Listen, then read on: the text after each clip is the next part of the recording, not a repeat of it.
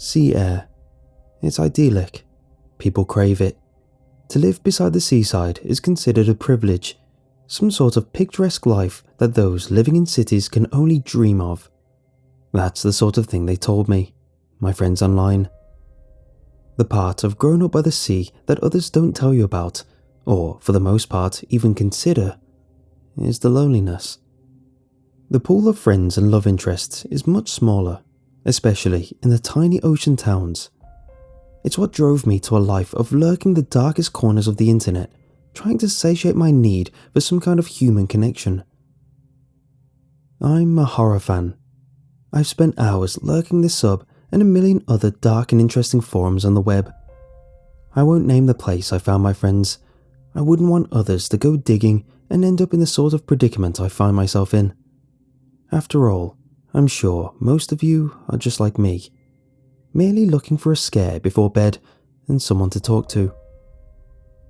The friends that I made online were hardcore, obsessed with urban legends, unsolved mysteries, and finding the real, scariest things that's been posted online. I suppose I was no different. Not at first, anyway. I revelled in the grainy video footage, and my favourites were the tales that you couldn't quite disprove. I wasn't alarmed about the obsessive direction my friends were taking until a guy with a username Loiters with Intent started posting to the forum. He got involved in the Discord and became a big player amongst the group. He claimed to have spent years proving urban legends real. As skeptical as the group could be, we all desperately wanted proof.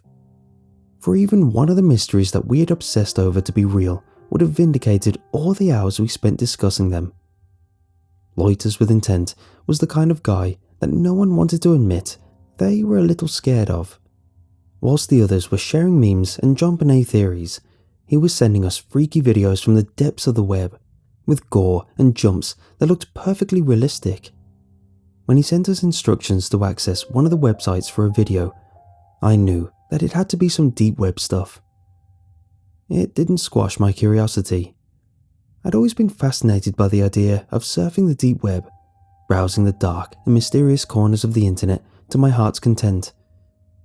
It had some type of sick allure, and I'd often found myself looking for worse things people have seen on the darknet threads over the years.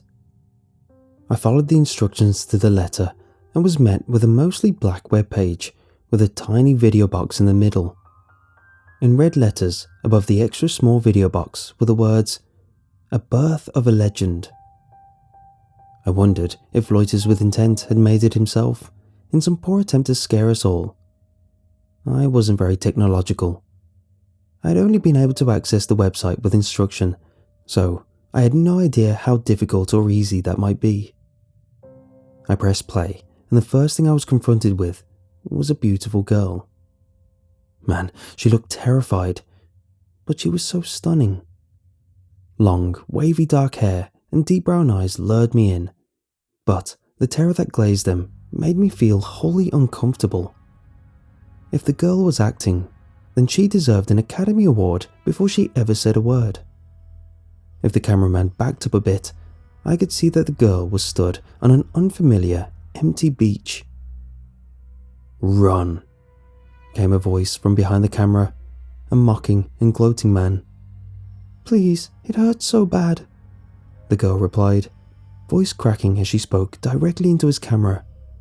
"If anyone's watching, please help me." She wore a tattered white dress, the sort of dress a girl like that would wear to a fancy party, but it looked like she had been away from the party for quite some time. There were rips exposing bruises that covered her whole, beautiful body. My heart broke as she attempted to run across the sand, tripping and stumbling as the cameraman laughed and mocked her. The beach in the video was huge, a vast expanse with no sign of reaching a town or land. As the camera panned round, I could see that the sand stretched for miles. If the guy wanted to hurt her, then she had no chance of escaping. He was allowing her a head start purely for his own amusement. The sicko. Discord notifications pinged my phone on the desk as the others made their way through the video. "What the hell, man? What is this, loiters? Is this real?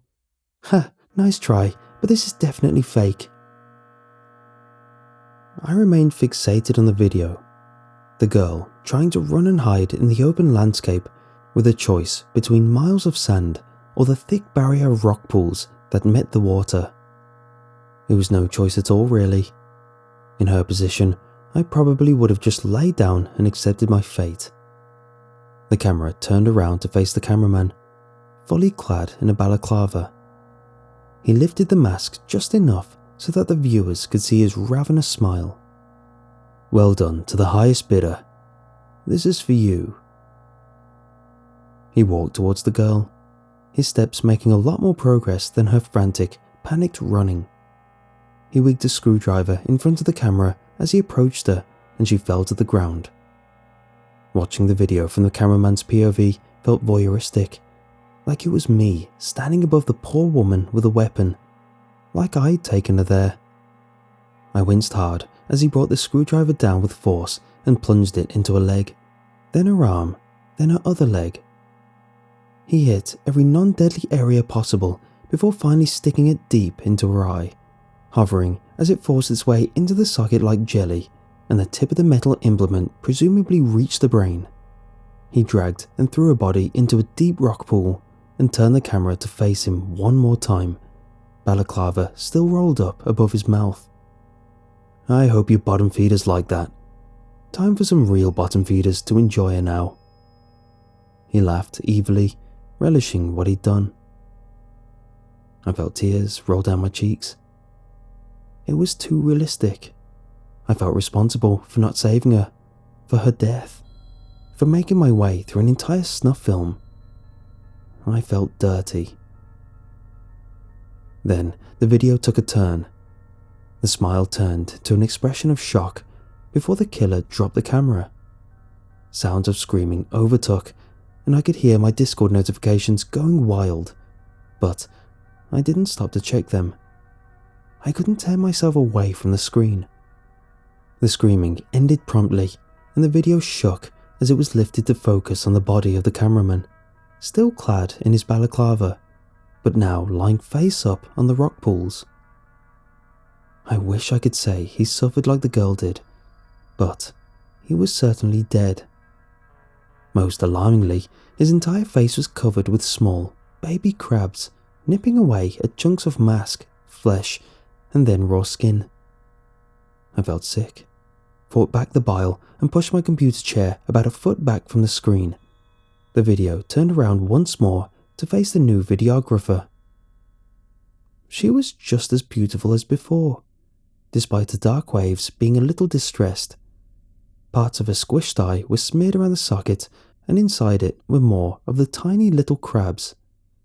They weren't consuming her the same way they were her killer, just decorating her face. She smiled a wide, unnatural smile and spoke. You should have tried to help me. Instead, you just watched. I'll see you soon. Then it went black. I tried to steady myself a little.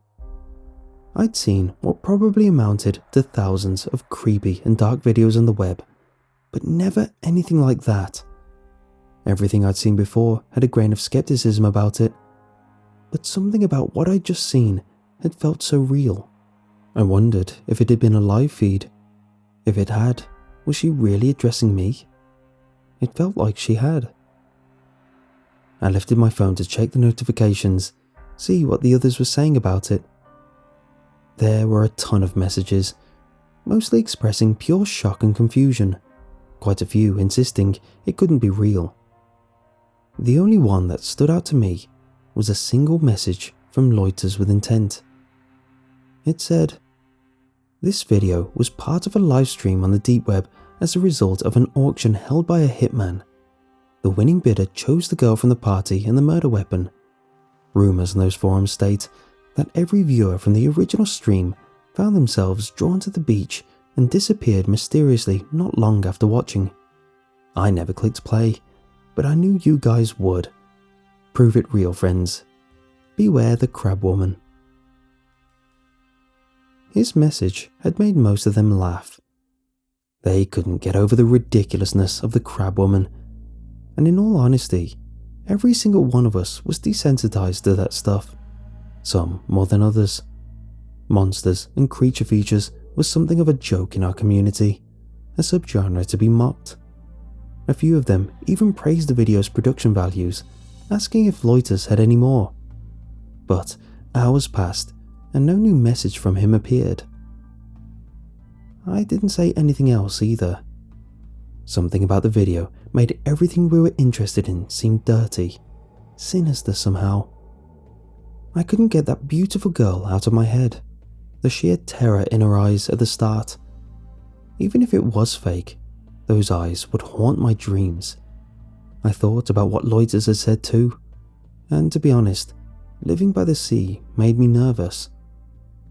As far as I knew, none of my other anonymous friends lived this close to the ocean. They could joke about an urban legend that suggested they would end up on a beach dead without any real consequence. I was creeped out, and for me, it was a little close to home. So I did what I could to push it out of my mind. I spent the next few days watching Disney movies and browsing much fluffier places on the internet. I muted my Discord notifications. I didn't want to talk about creepy stuff for a while. It encouraged me to get out, and I started to take daily runs, attempting to improve my fitness in the hope I could maybe make some in-real-life friends. Thankfully, it worked. It had been weeks since I'd thought about the girl, the man in the balaclava, and the horde of tiny crabs that ate them both. Loiters with intent and his freaky message had been all but forgotten. Until a few hours ago. I left for my run today, just like always. I ran along the cliff top and past the bandstand. I don't know at what point I climbed down the stairs to the beach, but I did. I found myself there, exhausted. I did what any human does, and I tried to rationalize it in my head. The beach didn't look like the one in the video. It wasn't a vast expanse, and there were other people on it. There were steps to the left and a slope to the right. I convinced myself that my forgotten journey was my mind playing tricks on me. The video had bothered me so much that I'd ended up at the beach as some sort of sick subconscious joke. That's when I started typing this out. I thought maybe if I processed what I saw, then I would be able to get over it. It was therapeutic at first, sitting here in the sea air, typing out my experience, cathartic even. But the last time I looked up, I realized that something was seriously wrong. There aren't any steps to my left anymore, or slope to the right. The cliff top has all but disappeared, and all I can see for miles is sand. The people have gone too. All but one, that is. I'm sure I can see a girl sitting on the rock pools.